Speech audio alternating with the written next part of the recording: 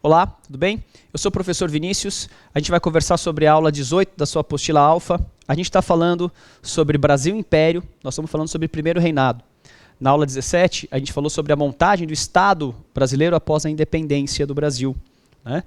E também já começamos a falar sobre como o Dom Pedro I começa a dar umas bolas fora aqui na sua proposta de se apresentar como um líder revolucionário, como um símbolo nacional unificador, né?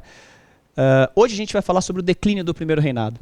A gente vai ver como que ele fracassa nesse cenário, como ele não consegue lidar com a política no Brasil e os porquês dele ter abdicado ao trono brasileiro em nome do seu filho, o Pedrinho, futuro Dom Pedro II, né? Quero começar com uma outra imagem também. Desde lá da aula anterior, quando a gente estava conversando sobre o Dom João VI no Brasil, sobre o Brasil joanino, eu falei sobre a vinda de artistas para cá. Falei sobre o Debré, principalmente. Muita atenção a esse nome, tá? A missão artística francesa no Brasil, ela tinha a função de legitimar a presença da família real brasileira aqui, de propagar a imagem da família real, da família real portuguesa no Brasil, de propagar a imagem da família real. E continua desta forma. O Debré vai ser um dos caras que vai organizar, inclusive, a Academia de Belas Artes, um pouquinho mais para frente, dentro do Brasil. E ele tem a função de legitimar a família real agora brasileira. Aqui a gente tem uma imagem do Debré, né, em que ele vai tentar montar aqui a figura do Dom Pedro, já somando a elementos brasileiros. Então a gente já percebe aqui a presença de escravizados, a presença de uma natureza tropical, a presença de alegorias brasileiras, né, dentro de um cenário já brasileiro. Tudo isso, rapidamente colocando, né, faz parte desse projeto também do próprio Dom Pedro I de se apresentar como esse símbolo nacional unificador vitorioso. Ele vai fracassar nesse cenário. Na aula passada a gente falou sobre a imposição da Constituição de 1824, a outorga dela. Falamos sobre a crise econômica e a forma como o Dom Pedro assume as dívidas de Portugal. Falamos sobre a crise política, que envolve o Partido Brasileiro e o Partido Português. A forma como o Dom Pedro se afasta do Partido Brasileiro e se apega ao Partido Português. A maneira autoritária, centralizadora, sádica como o Dom Pedro governa. A forma extremamente violenta como ele lidou com a Confederação do Equador. Bom, não foi só isso, tem mais. Olha só.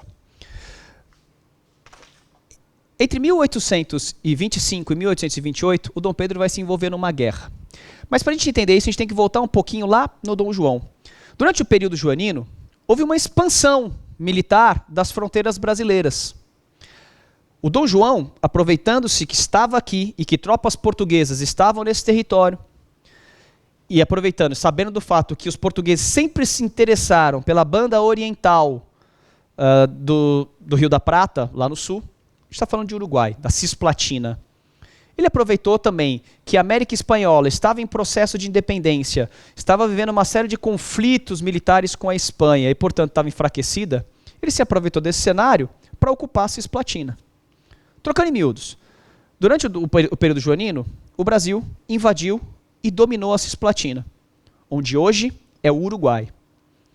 E depois da independência, a planície da Cisplatina, a província da Cisplatina fazia parte do Império Brasileiro. Não tinham nenhuma identidade com o resto do Brasil, nem português falavam. Os argentinos tinham muito interesse naquela região também, que sempre foi, desde o século XVII, uma região extremamente conflitante. Vocês se lembram lá atrás, aulas lá atrás, dentro da expansão oficial, 1680, em que os portugueses fundaram a colônia do Sacramento, numa das margens do Rio da Plata, para ter acesso ao fluxo de produtos e de riquezas que se escoavam por aquela região. Gerou uma série de conflitos com espanhóis, com colonos locais. Sempre foi uma região muito conflitante, os portugueses sempre tiveram muito interesse naquela região. Pois bem, Dom João pegou para ele, Dom Pedro herdou aquela região, mas os locais organizaram um movimento, tiveram a ajuda da Argentina e proclamaram a sua independência. A Guerra da Cisplatina, entre 1825 e 28, declarou a separação da Cisplatina do Brasil. Teoricamente, ela faria parte depois da Argentina, houve interferência da Inglaterra, que garantiu a independência do Uruguai. Fato é que Dom Pedro perdeu a guerra. E não só perdeu a guerra, como ele perde apoio militar. O recém-criado exército brasileiro, criado do dia para a noite, sem muito financiamento, a economia estava em frangalhos, sem muita ajuda, sem muito tempo para se treinar, sem muito tempo para se organizar. O exército se desmoraliza nesse conflito em que ele é derrotado, em que ele é humilhado. As elites militares, a cúpula do exército, coloca a culpa disso tudo no Dom Pedro, que vai perdendo força militar e, portanto, vai perdendo força política. A derrota da Cisplatina fez muito mal para a imagem do Dom Pedro também. Em Portugal, a gente percebe uma crise política também. Dom João VI, aquele que estava aqui e que voltou para Portugal, morreu. Teoricamente, deixa o seu trono para o seu filho mais velho, Dom Pedro I. Veja, a situação aqui no Brasil não era uma situação das mais agradáveis para o Dom Pedro. Ele sofria fortes questionamentos dos jornalistas, da mídia, da imprensa brasileira, sofria fortes questionamentos da elite agrária do Partido Brasileiro. Os populares, que antes o admiravam e o viam como uma figura carismática, cada vez mais enxergam o Pedro como uma figura autoritária, centralizadora e sádica. Aí, de repente, o Brasil recebe a notícia de que, teoricamente, ele pode ser coroado rei de Portugal. O clima ficou muito tenso. Aí ele dá uma bola dentro. Dom Pedro abdica o trono de Portugal. Não quero o trono de Portugal em nome da sua filha, Maria da Glória, que tinha nascido no Brasil. Maria da Glória será uma brasileira que vai para Portugal para assumir a coroa portuguesa. Só que ela era uma infanta, uma menina ainda. Então Pedro nomeia seu irmão mais novo, Dom Miguel, para ser seu tutor lá em Portugal. No entanto, Dom Miguel, essencialmente um indivíduo conservador e que ambicionava a restauração do absolutismo e, sobretudo, o poder em Portugal, dá um golpe na própria sobrinha. Obriga a sobrinha a se casar com ele, coloca a coroa na cabeça e inicia um processo de restauração do absolutismo monárquico português. Ou seja, Portugal entrou numa super crise política. De um lado, os mais reacionários, conservadores, absolutistas, liderados por Dom Miguel. Do outro lado, as cortes liberais, as mesmas que fizeram a Revolução Liberal do Porto de 1820, que tem como símbolo a Dona Maria da Glória, filha de Dom Pedro. Ok. Como que um brasileiro deveria interpretar essa situação? Dane-se, não é problema nosso. Não somos mais colônia. A gente não faz parte mais do Reino Unido. Nós não temos mais uma relação direta com Portugal. Nós não devemos mais nenhum tipo de vassalagem a Portugal. Dane-se, que se explodam. Mas não é a visão do Dom Pedro I, é a filha dele que tomou o golpe. Dom Pedro I começa a enviar recursos do Brasil para as tropas liberais nessa guerra civil que se organiza em Portugal. Isso pegou muito mal aqui dentro. Os deputados do Brasil acharam isso totalmente inadmissível. A economia do Brasil não suportava mais isso. Mais um motivo para a decadência do Dom Pedro. Ele tentou melhorar. Ele tentou aí recuperar a sua imagem, começou a aparecer em praça pública, começou a fazer uns discursos, começou a pegar umas crianças no colo. Sabe essas coisas que normalmente os políticos fazem quando querem melhorar a sua imagem? Sabe, vamos tomar um café com leite, comer uma coxinha na padaria, né? Enfim, Dom Pedro tentou melhorar a sua imagem, não funcionou muito. Um episódio muito interessante foi numa viagem que ele foi para Minas Gerais, na cidade de Vila Rica do Ouro Preto, a atual cidade de Ouro Preto. Teoricamente ele iria conversar com populares, conversar com as elites locais, discursar, aparecer. Ele como um símbolo nacional, ele iria aparecer ali, né? Só que os populares se recusaram. Há relatos históricos de que conforme a comitiva real ia subindo as ladeiras da cidade, as pessoas iam entrando nas suas respectivas casas e fechando a janela na cara do imperador. A imagem do Dom Pedro estava em frangalhos. Enquanto isso, né, Dom Pedro evidentemente que vai dar meia volta para o Rio de Janeiro, os poucos que apoiavam o Pedro ainda vão tentar organizar aqui no Rio de Janeiro uma festa de acolhimento do Pedro. uma festa para acolher o Pedro, que volta, que regressa dessa viagem. Algo parecido com pão e circo, uma festa popular. Vamos lá comprar um salgadinho, uns croquetes, umas tubaína, né? Para o povo ficar feliz, alegre, né? E tentar construir uma imagem positiva em torno do imperador. No entanto, estudantes, profissionais liberais, as camadas médias, comerciantes e o próprio Partido Brasileiro não permitiram que essa festa acontecesse. Rolou uma pancadaria generalizada no Rio de Janeiro, portanto, aqueles querendo comemorar a volta do Pedro e aqueles não permitindo essa comemoração. Episódio que ficou conhecido como a Noite das Garrafadas. A situação ficou completamente insustentável. E veja, paralelo a isso que eu estou colocando, vale destacar um crime.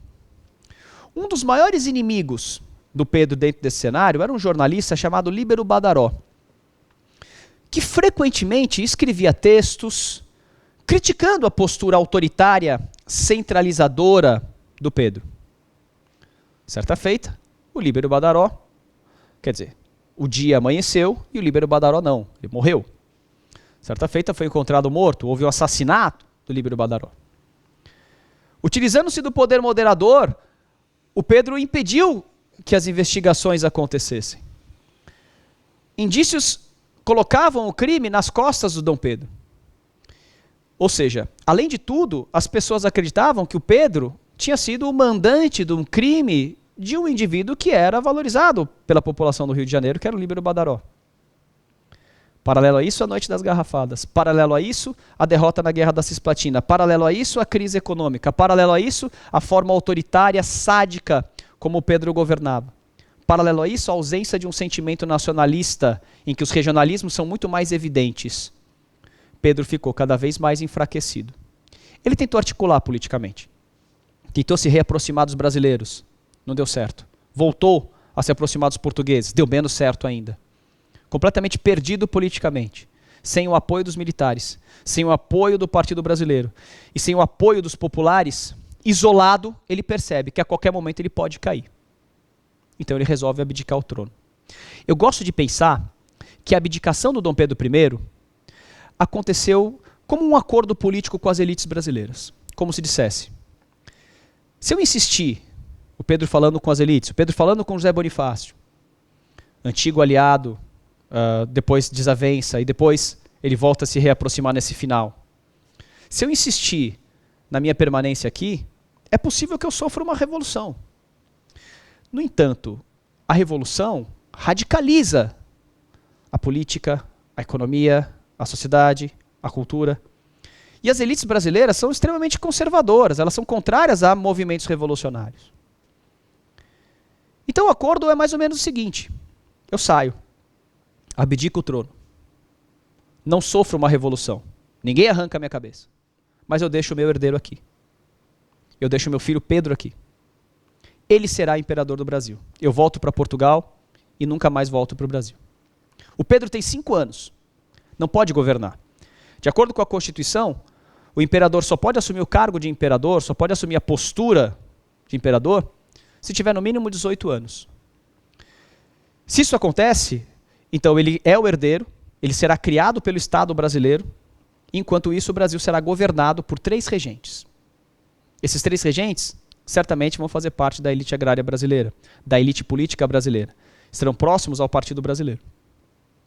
O acordo era interessante para as elites brasileiras, para o Partido Brasileiro. Ela chega ao poder, ela passa a ser tutora do futuro imperador, é ela que vai ser responsável pela criação dele, se livra do Pedro, autoritário, e evita uma revolução. Ou seja, evita transformações radicais das estruturas políticas, econômicas, culturais, sociais. E assim foi feito. Em 1831, em abril de 1831, Pedro, isolado politicamente, abdica o trono brasileiro e volta para Portugal. Fica aqui o seu filho, Pedrinho, de 5 anos, que carrega nas costas o dever de, esse sim, ser um símbolo nacional. Dele sim, unificar a nossa independência e unificar a unidade territorial. é um trabalho, entanto, para um menino de 5 anos. Iniciam-se as regências no Brasil. A gente vai falar melhor sobre elas na próxima aula. E o Pedro, o que aconteceu? Voltou para Portugal. Assumiu as tropas liberais.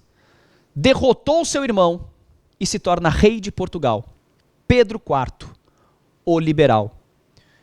O cara que salvou a Constituição, que impediu o retrocesso absolutista. Governou por pouco tempo. Lá ele era Pedro IV, aqui ele era Pedro I. Governou por pouco tempo, porque morreu em 1834. Em seguida, o trono é assumido pela Maria da Glória, filha de Dom Pedro. Bom, pessoal, deu para entender que a formação inicial do Brasil foi muito tumultuada. Que essa figura que é o Dom Pedro é uma figura bastante ambígua. De um lado, um líder da independência, de outro, um português. De um lado, um líder da independência, do outro, autoritário centralizador. De um lado, ele rompe com as estruturas e com a vassalagem portuguesa, do outro lado, ele governa de forma centralizadora, violenta, mantém vínculos com Portugal. A gente entra agora no momento da história, que é o momento da regência, muito confuso para a gente. A gente precisa se enxergar, entender o que a gente é. A gente é uma monarquia? Cadê o imperador? É um menino de 5 anos? Nós somos uma coisa só, mas a gente não tem nacionalismo. Os regionalismos são mais fortes. Qual que é a nossa identidade? O que a gente é? O Brasil, durante a regência, vai passar por uma crise estrutural, uma crise política de disputa pelo poder, uma crise de identidade extremamente profunda. Crises militares, conflitos, Revolução Farroupilha no Sul, Cabanagem no Pará, Sabinada na Bahia, Balaiada no Maranhão, dezenas e mais dezenas de revoltas de escravizados, a revolta dos malês em Salvador. Vai ser um período muito tenso. Por quê? A gente precisa definir o que a gente é. A gente precisa definir o que é o Brasil enquanto nação. Regência, a gente vai ver na próxima aula. Vamos dar uma passada rápida em alguns exercícios aqui que eu propus para vocês. Recomendo que você dê uma pausada agora no seu vídeo, que você faça esses exercícios agora e em seguida volta para o vídeo porque eu já vou comentar cada um deles. Tudo bem? Bom, agora que você já fez o exercício, você pausou, voltou, vamos dar uma olhada nesses exercícios aqui. Esse exercício eu propus para você fazer na primeira aula sobre o período joanino, você lembra? É um exercício em que a gente vai contextualizar a independência do Brasil em função das coisas que estão rolando lá na Europa. Vamos fazer de novo? Vamos dar uma olhada de novo? Vamos ver se ele fica mais claro agora para a gente? Na Europa, as forças reacionárias que compunham a Santa Aliança, isso aqui está diretamente relacionado, gente, ao Congresso de Viena e a tentativa de restaurar o antigo regime lá na Europa depois das guerras napoleônicas. Não viam com bons olhos a emancipação política das colônias ibéricas na América, ou seja, América Latina. Todavia, o novo Império do Brasil podia contar com a aliança da poderosa Inglaterra, representada por George Canning, o primeiro-ministro do rei George IV. Canning acabaria por convencer o governo português a aceitar a soberania do Brasil em 1825. Lembra da aula passada que a gente falou sobre o Brasil assumir as dívidas de Portugal para ter esse reconhecimento em 1825? Uma atitude coerente com o apoio que o governo britânico dera aos Estados Unidos no ano anterior, por ocasião do lançamento da doutrina Monroe, que afirmava o princípio da não intervenção europeia na América.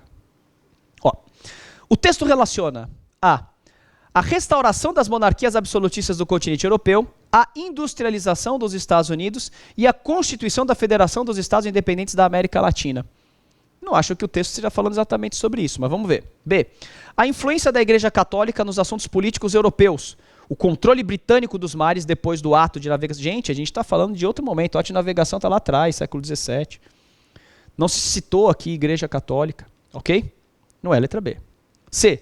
A disposição europeia de recolonização da América. O bloqueio continental determinado pela França e os acordos de livre comércio do Brasil com os países hispano-americanos. O texto está contextualizado em outro momento, hein? Cuidado com isso daqui. A penetração dos industrializados britânicos nos mercados europeus, a tolerância portuguesa em relação ao emancipacionismo brasileiro e a independência política dos Estados Unidos. E a reorganização da Europa continental depois do período de domínio napoleônico, os processos de independência da América e a emancipação do controle comercial mundial pela Inglaterra. Veja, reorganização da Europa continental, a gente está falando da Santa Aliança, Congresso de Viena, logo depois das guerras napoleônicas. Processo de independência da América. Ele cita a independência do Brasil e o reconhecimento da independência do Brasil com o apoio da Inglaterra. Cita a independência dos Estados Unidos, cita a doutrina Monroe, cita aqui a emancipação de todos os países da América Latina. E também fala sobre o controle da Inglaterra sobre o comércio mundial. Por que ela apoia a independência da América? Porque ela quer ter acesso a esses mercados, ela quer ter acesso a essas matérias-primas. Tudo bem, gente? Bom, um outro aqui. As nomeações dos deputados e senadores para a Assembleia Geral e dos membros dos Conselhos Gerais das províncias serão feitas por eleições, elegendo a massa dos cidadãos ativos em assembleias paroquiais, os eleitores de província e estes, os representantes da nação e província. Artigo 92.